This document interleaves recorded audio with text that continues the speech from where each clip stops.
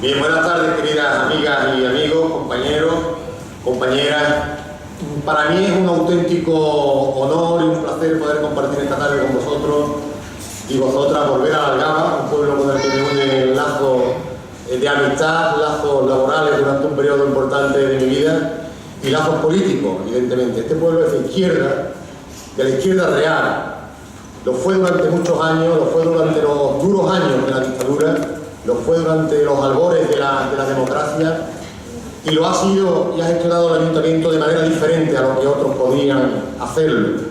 Por eso hoy siento, un tanto de indignación cuando veo algunos comentarios en foros sociales, en Facebook, en Twitter, escondidos quizás unas veces, si no en el anonimato, sí en la comodidad que da el no dar la cara, el no mirar a los ojos cuando se dicen y se afirman barbaridades como las que hoy se dicen.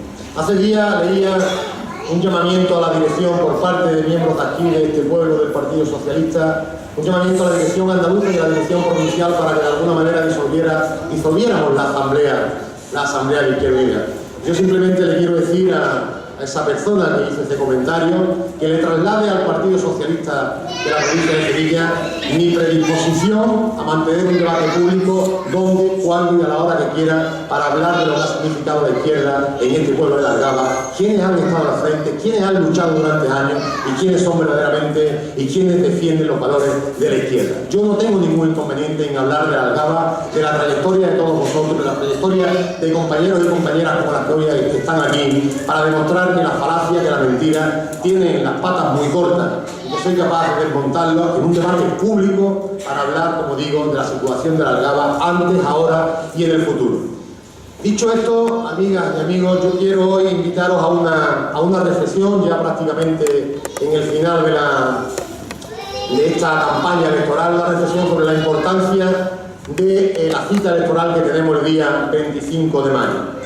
Tenemos que vencer, tenemos la obligación de vencer a la desesperanza, de vencer a la apatía, de vencer a la resignación, de vencer al conformismo, de vencer a las políticas de derecha, de vencer al bipartidismo, y tenemos la obligación de abrir una puerta a la esperanza. Decía Miguel Hernández que siempre hay un rayo de sol en la lucha que deja a la sombra vencida. Tenemos ese rayo de sol y tenemos que aprovecharlo y ponerlo en valor, porque el día 25 tenemos una cita importante y a partir del día 25 otra Europa debe ser posible. Yo entiendo y comprendo que Europa nos parezca aún una institución lejana, una institución no próxima al ciudadano. Es lógico, tiene su lógica, pero no es menos cierto que el 80% de las decisiones que se toman en Europa nos afectan directamente al día a día de cada uno de nosotros, aunque no lo podamos pensar. Cuando los gobiernos, sobre todo los gobiernos que claudican ante lo que dicen instituciones europeas y se ponen al servicio del capital, toman medidas. Habéis escuchado a Rajoy, habéis escuchado también a Zapatero decir que son directrices europeas y que hay que aplicarlas y que hay que cumplirlas. Por lo tanto, seamos conscientes que cada vez que se reúne la Comisión Europea, que cada vez que la Troika toma una decisión nos está afectando al futuro, al presente más inmediato nuestro y de las generaciones que vengan. Europa se construyó allá por los años después de la Segunda Guerra Mundial, se construyó bajo directrices economicistas y mercantilistas y dejando al ser humano en un segundo plano. Y eso lo ha ido repitiendo a lo largo de la historia. Ya en sus orígenes, en 1952, con el Tratado del Acero y del Carbón, que como su propio nombre indica, era un tratado para defender un determinado sector industrial. Se fraguó después con el propio mercado común europeo. Aparecía la palabra mercado. Después con Maastricht, después con el Tratado de Lisboa, ahora con el Tratado de Libre Comercio con los Estados Unidos, que nos lo van a poner si no lo evitamos después del día 25. Todo gira en torno a una política, como digo, economicista, todo gira en torno a unas directrices que vienen marcadas por los intereses de un modelo económico que conocemos como el neoliberalismo y que no deja de ser el brazo ejecutor de un sistema tan cruel como inhumano como es el sistema capitalista. Así está estructurada Europa y por eso cuesta trabajo asimilar. Veis que en muchos debates se pierden en términos económicos que a veces escapa al sentir del pueblo, pero así está diseñada Europa y por eso nos distrae de alguna manera a la ciudadanía, a los trabajadores y a las trabajadoras para que no hablemos de Europa o que no nos preocupemos mucho de Europa. Tenemos que cambiar Europa. Quien no quiere cambiar Europa es quien quiere que todo siga igual. Y por tanto tenemos que hacer un esfuerzo y el día 25 debemos de demostrarlo. Mirad, compañeras y compañeros, cuando empezó la crisis en este país y en Europa, allá por el año 2007, hubo una fuerza política que salió a la calle con las banderas muy claras, con las pancartas muy claras diciendo que la crisis no la paguen los trabajadores. Éramos la gente del Partido Comunista, éramos la gente de Izquierda Unida, éramos la gente que siempre hemos estado en el mismo sitio. Apenas se sabía qué iba a pasar con la crisis. Empezaba, eran los albores de la crisis y nadie sabía muy bien qué iba a pasar. Pero éramos conscientes y teníamos muy claro que al final la crisis, como en la guerra, acabarían pagándola quienes no la han provocado, quienes menos culpa tienen, la clase trabajadora. Y así ha ocurrido, desgraciadamente. No nos equivocamos en ese presagio. Y el capitalismo que la provocó, el capitalismo que teóricamente debía estar superado porque había fracasado un modelo. Y los propios economicistas, los propios técnicos en economía, hablaban de que el capitalismo había fracasado. Desde diferentes sectores, desde sectores de la izquierda hasta sectores de la propia derecha, reconocían ese fracaso de un sistema. Y veíamos incluso algunos la esperanza de, una vez superado el capitalismo, caminar hacia otro sistema mucho más justo, a lo que decimos en llamar socialismo del siglo XXI. Sin embargo, el capitalismo, lejos de desaparecer, renació de sus cenizas. Y algunos recordaréis a Berlusconi, a Sarkozy, a la propia Merkel, al propio Obama, hablar de refundar el capitalismo. Ellos no podían consentir, no podían resignarse a ver a un capitalismo, a ver sus intereses, sus privilegios puestos en duda, y refundaron el capitalismo, pusieron manos a la obra para intentar refundar el capitalismo, y esa es la etapa en la que estamos. Esa es la etapa en la que estamos, compañeros y compañeras, una etapa que nos ha llevado a la situación que todos y todas estamos viviendo. Una etapa de desesperación, una etapa de pobreza, una etapa de medidas que aniquilan derechos que queríamos consolidados desde hacía muchos años. El capitalismo, bajo la excusa de una política de austeridad. Las palabras son importantes en el lenguaje. Cuando nos lanzan un mensaje y nos hablan de políticas de austeridad, de medidas de austeridad en una época de crisis, acabamos hasta entendiéndola. Es decir, vivimos en una situación difícil, vamos a ir a una política de austeridad, vamos a gastar menos. Y hasta suena bien la cantinera esa. Y bajo esa política de austeridad nos han puesto en marcha recortes que nos llevan, como digo, a la situación que estamos. Derechos sociales, laborales que queríamos consolidados, que costó trabajo conseguir durante años de lucha a muchos hombres y mujeres en este país, han sido aniquilados de la noche a la mañana. Desahucios, hablaba José, desahucios cada día. 50.000 desahucios el año pasado. Más de 100 personas a la calle, de 100 familias a la calle cada día. Lo decía él muy bien. Nos estamos acostumbrando a los números y detrás de cada número hay un drama familiar. Hay una familia que no puede llegar a fin de mes. Hay un padre y una madre desesperados porque no ve futuro para sus hijos. Esa es la realidad. Y no es que seamos pesimistas, esa es la realidad que estamos viviendo. Y la realidad a la que nos han llevado las medidas que han puesto sobre la mesa desde los diferentes gobiernos en Europa y también en este país. Por lo tanto, yo creo que es el momento de gritar y de alzar la voz. Compañeras y compañeros, nunca ha habido tantas desigualdades como ahora. Nunca la brecha entre los más poderosos y la clase trabajadora, los que ya están incluso en el umbral de la pobreza, ha sido tan grande en este país. Mirad, el número de ricos ha aumentado en este país el último año en un 7%. Los multimillonarios son más, los pobres son más. En este país hay 6 millones de parados. En este país hay 4 millones de parados que ya no cobran ningún tipo de ayuda. En este país hay 2 millones de familias con todos sus miembros en paro. En este país hay 1 millón de jóvenes menores de 25 años que no tienen futuro, que están en el desempleo. Ese es el panorama que tenemos por delante.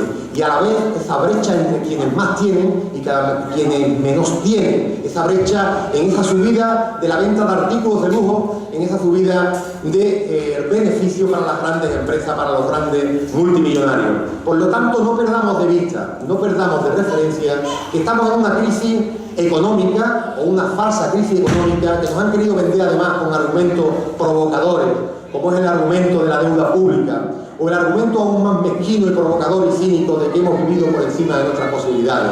Miren ustedes, una deuda pública que es ilegítima, que no podemos ni debemos pagar, que no deberíamos pagar, que hay países que no la han pagado y no ocurre nada. La propia Alemania, después de la Segunda Guerra Mundial, renunció, se le condonó gran parte de la deuda, por eso pudo recuperarse. En Sudamérica hay países que han dicho que no pagan la deuda, porque la deuda es ilegítima y además una deuda odiosa. El término de deuda ilegítima o deuda odiosa es un término que está admitido en el derecho internacional y que dice lo siguiente: la deuda externa de un gobierno, contraída y creada y usada contra los intereses de los ciudadanos para satisfacer necesidades que no corresponden a las obligaciones constitucionales, por ejemplo, rescatar a la banca, no tienen por qué ser pagadas, porque quienes prestaron ese dinero actuaron a sabiendas del destino. Por lo tanto, esa deuda es ilegítima y es odiosa. Han presupuestado en estos momentos en el presupuesto general del Estado 243.000 millones de euros para pagar una deuda que es ilegítima. 37.000 millones solo en intereses, mucho más que el presupuesto de la propia Junta de Andalucía. Y nos venden lo de la deuda, nos venden que hemos vivido por encima de nuestras posibilidades para al final hacernos ver, hacernos creer que efectivamente esta crisis es un mal divino que tenemos que soportar. Pero a la vez que esto ocurre, como decía antes, se produce esa brecha entre quienes más tienen y quienes menos tienen. Una clase trabajadora que ya incluso trabajando está en situaciones de pobreza. Recordaréis cómo hace unos años hablábamos de los mileuristas y lo hacíamos en tono casi peyorativo, diciendo: pobre hombre que cobra, que es un mileurista. Hoy, ¿quién cobra 1.000 euros? Quien cobra 1.000 euros hoy es afortunado. Hoy se están dando situaciones verdaderamente dramáticas dentro de la propia clase trabajadora. Está el drama de quien no tiene nada, pero está el empobrecimiento cada vez más claro de la clase trabajadora. Por lo tanto, no olvidemos que estamos en una crisis económica o en una falsa crisis económica, pero sobre todo en una crisis social, donde la lucha de las clases sociales, donde los explotados y los explotadores cobran cada vez más sentido. Por eso yo creo, vecinos y vecinas de la Algaba, que es el momento claro ahora y siempre de señalar con el dedo. Aunque de pequeños nos dijeran que esto de señalar era de mala educación, ahora hay que tener mala educación, si queréis, pero hay que señalar con el dedo a los culpables y a quienes están detrás de todo esto, señalarlo con el dedo.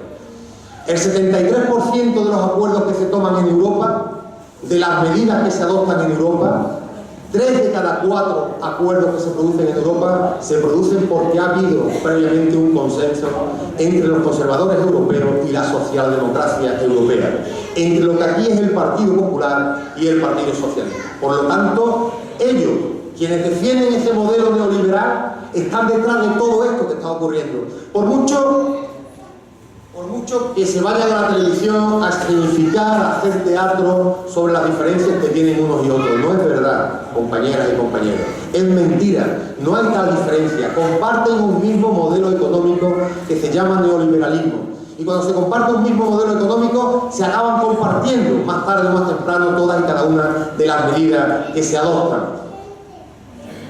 El modelo neoliberal nos ha llevado a esta situación. El tratado que hicieron en Europa no hace mucho sobre el control del gasto era la seña inequívoca de que caminábamos a lo que después en España vino con la modificación del artículo 135 de la Constitución.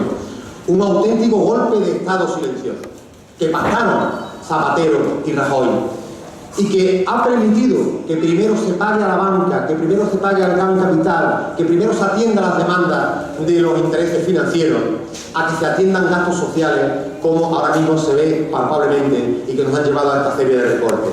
Esta modificación del artículo 135 que supuso un auténtico golpe de Estado, esa situación fue propiciada por el gobierno del Partido Socialista con la complicidad y la premeditación de Zapatero y de Rajoy. Por lo tanto, que no se nos olvide a la hora de depositar nuestra papeleta, compañeros y compañeras. Por eso cuando habla primero Felipe González de esa gran coalición, hay que salvar a España, hay que ir a una gran coalición si hiciera falta con el Partido Popular, está diciendo lo que siente de verdad, lo que en estos momentos siente de verdad. Yo no digo en los militantes de base del Partido Socialista, pero lo que sienten de verdad gran parte del poder del Partido Socialista. Ellos se sienten tremendamente incómodos con la posible subida de Izquierda Unida. No quieren, no han tenido más remedio en Andalucía, pero no quieren vernos, no quieren para nada depender de nosotros. Ayer, hace 2 días, en Grecia, se ha producido un triunfo importante en las elecciones locales y regionales de Syriza, un partido que ha aglutinado a toda la izquierda alternativa al Partido Socialista allí en Grecia y que ha ganado las elecciones. Y se convierte en un auténtico peligro ese ejemplo que ha ocurrido en Grecia para toda Europa. Ellos quieren una gran coalición, ellos no quieren perder sus privilegios, ellos no quieren pensar que una organización política como Izquierda Unida, con alternativas radicalmente diferentes, pueda algún día ostentar el poder en este país, en este Estado. Y hacen grandes esfuerzos y hablan de esa gran coalición. Y hoy, escuchaba, creo que hoy o era ayer, escuchaba al presidente de Galicia, Feijóo, del Partido Popular, alabar la política que en materia sanitaria, el proyecto que en materia sanitaria tenía Felipe González, y haciéndole también un guiño a Felipe González, como ya se lo ha hecho también Cañete. Es decir, el peligro de una gran alianza entre lo que aquí es el Partido Popular y el Partido Socialista está ahí a la vuelta de la esquina. Quieren aniquilarnos. Quieren acabar con todo lo que sea alternativa a ese falso bipartidismo, a esa alternancia que no alternativa que se produce en este país. Y tenemos que desenmascararlo y tenemos que decirlo alto y claro, porque nosotros también queremos una gran coalición. La gente de Izquierda Unida queremos también una gran coalición. Queremos ir a una gran coalición con los trabajadores, con los pensionistas, con los jóvenes, con los parados, con los desahuciados, con esos inmigrantes que mueren en las vallas de Ceuta y de Melilla, con esos mineros de Turquía. Esa gente son con las que queremos ir nosotros a una gran coalición, porque tenemos compañeros y compañeras en esta Izquierda Unida, en la que hemos cometido errores, seguramente, en la que hemos acertado con seguridad, pero tenemos una trayectoria que no tienen otros, y tenemos un patrimonio que no tienen otros, que es el patrimonio de la coherencia, de haber estado siempre con los mismos, con los sectores que nos necesitaban, de no haber pegado bandazos, de no llamarnos socialistas y obreros para traicionar al socialismo y a los obreros. Ese patrimonio lo tenemos en Izquierda Unida y nos sentimos tremendamente orgullosos de él.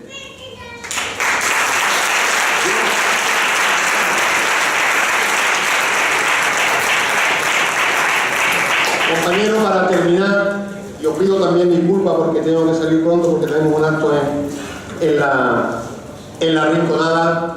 Para terminar, solamente os quería decir que hay alternativas, que tenemos un programa electoral radicalmente diferente al que hoy presenta Partido Popular y el Partido Socialista, y al que presenta la socialdemocracia en Europa y los conservadores en Europa. Más de 200 iniciativas legislativas que yo os recomiendo que leáis. Iniciativas legislativas que pasan, por ejemplo, por recuperar la soberanía del pueblo, que pasan por impulsar un nuevo modelo productivo, que pasa por recuperar sectores estratégicos de nuestra economía, esos sectores que fueron privatizados por el gobierno del Partido Popular y por el gobierno del Partido Socialista, que pasan por derogar cualquier tipo de reforma que afecte a los derechos de los trabajadores, porque hay que recordar que el Partido Popular ha hecho una reforma laboral tremenda, pero que el camino, las puertas se le abrió la reforma del Partido Laboral del Partido Socialista. Hay que recordar que el Partido Popular ha hecho recortes en las pensiones, pero no podemos olvidar el pensionazo que se hizo bajo el gobierno del Partido Socialista. Hay que tener memoria y recordárselo a nuestros ciudadanos, a nuestros vecinos. Los recortes en sanidad, en educación, en dependencia, no han venido solo de la mano del Partido Popular, que también y mucho, ha venido también de la mano del Partido Socialista. La privatización en sectores estratégicos de nuestra economía, telecomunicación, energía, vinieron de la mano del Partido Socialista. Por lo tanto, no tienen autoridad moral para decir que defienden otra política. Nosotros sí llevamos más de 200 iniciativas radicalmente diferentes a las que hoy se ponen sobre la mesa. Hablamos de perseguir ese fraude fiscal, esos paraísos fiscales, más de 72.000 millones de euros en fraude fiscal, que podrían aflorar, que no afloran y lo denuncian los propios sindicatos de la agencia tributaria porque no hay interés en que afloren. Hablamos, como digo, de recuperar la soberanía popular porque nos han robado la soberanía popular. Compañeros y compañeras, vecinos y vecinas de la Algaba, ¿quién ha votado a la Troika? ¿Qué ciudadano ha votado a los representantes de la Comisión Europea? ¿Qué ciudadano ha votado a la presidenta del Fondo Monetario Internacional? ¿Quiénes de nosotros han votado a quienes dirigen como títeres al resto de los países con el Banco Central Europeo. ¿Quiénes? Nos han robado la democracia, nos han robado la soberanía popular y tenemos que recuperarla. Porque esta Europa, la Europa de las libertades, la Europa de los derechos humanos, esa Europa que fue envidia en todo el mundo entero, se ha convertido en la Europa de Merkel, de los mercados, de los mercaderes, de la troika. Esa es la Europa que hoy tenemos. Y esa es la Europa del capital a la que desde Izquierda Unida decimos radicalmente no. Queremos una Europa social, donde prime lo humano, donde el ser humano se ponga en el centro de toda acción política. Esa es la Europa a la que aspiramos, esa es la Europa que yo creo que es posible. Para eso hace falta, como decía al principio de mi intervención, convertir la resignación, convertir esa apatía, convertir, lo decía también José, convertir esa especie de conformismo que inunda la ciudadanía, convertirla en rebeldía y en movilización.